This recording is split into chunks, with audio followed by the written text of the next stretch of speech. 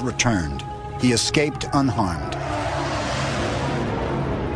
In this report, they say, in effect, UFOs are real. Ergo, the extraterrestrial hypothesis may in some cases be the best or only real answer and cannot be ignored.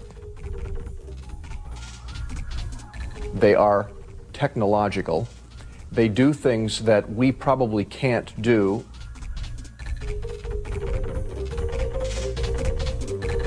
And all that being said, this obviously constitutes a major concern for global defense and security.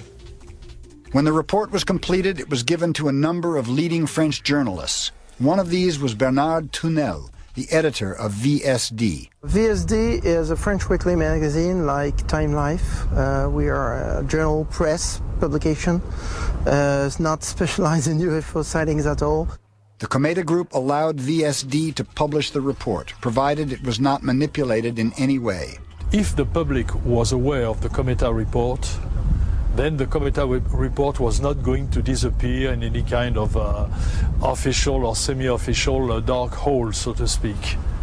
Then the Cometa report became a public fact, and it remains a public fact.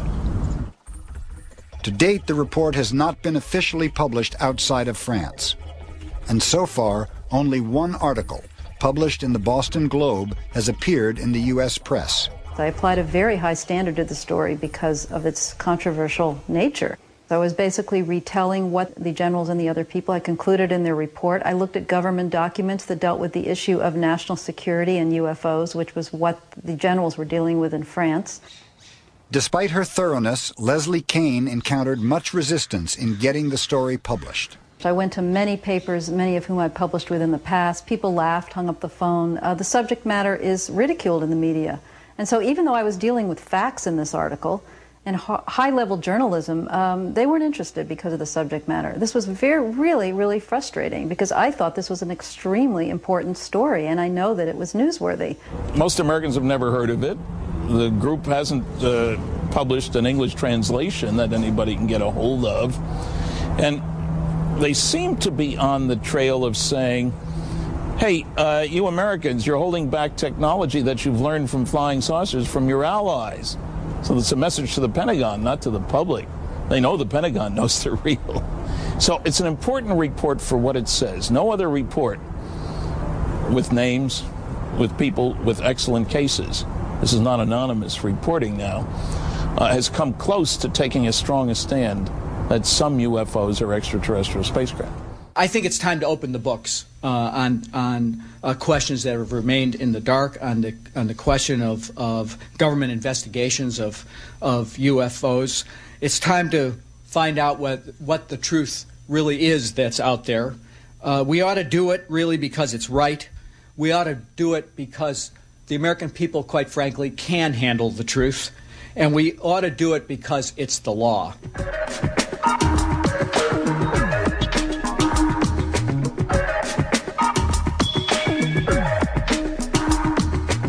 It was shaped like a saucer. I hate to use those trite terms, but that's what it was shaped like. I looked up, and all of a sudden, there was this, gotta say it, flying saucer, kind of looking like it was not particularly far above us.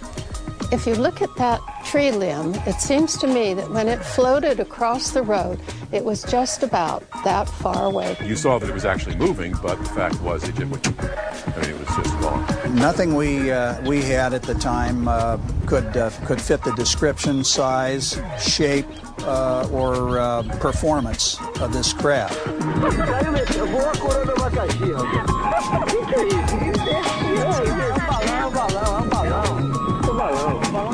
Often in reliable UFO cases, the official explanation is more unbelievable than the event itself. I had the evidence that a crash did happen here.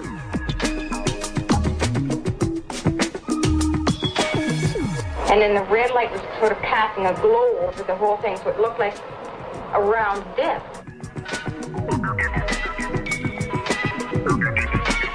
I saw one, but I don't know what, it just disappeared.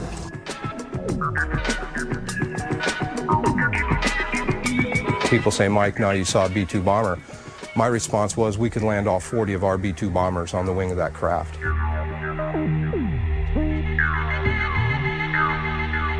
What we saw out there was definitely unidentifiable.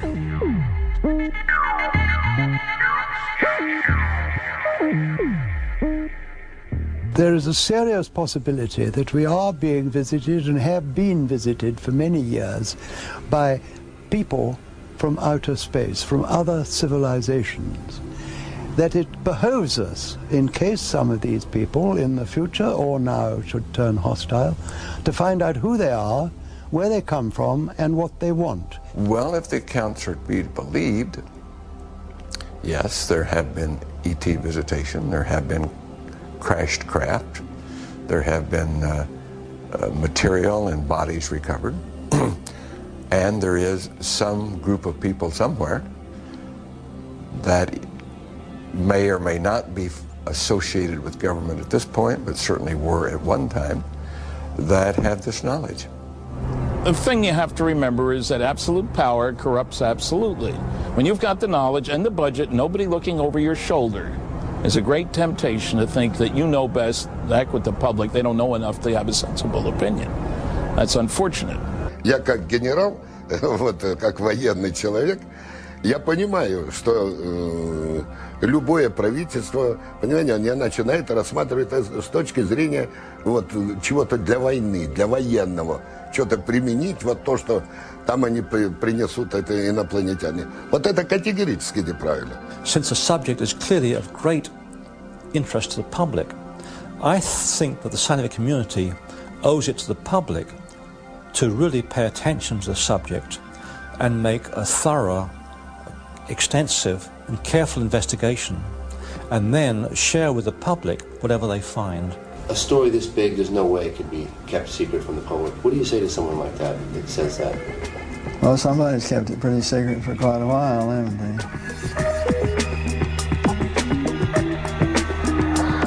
If structured craft of unknown origin are penetrating our skies, the people best equipped to know are the military. And we will provide you with all the information that you need.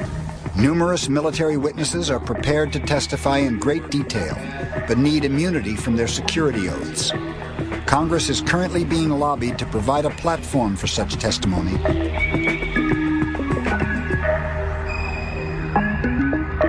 The discovery that we are being visited by extraterrestrials would be one of the greatest in human history.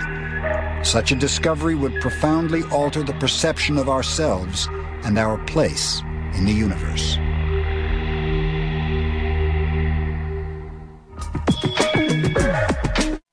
Next on Sci-Fi, Crossing Over with John Edward.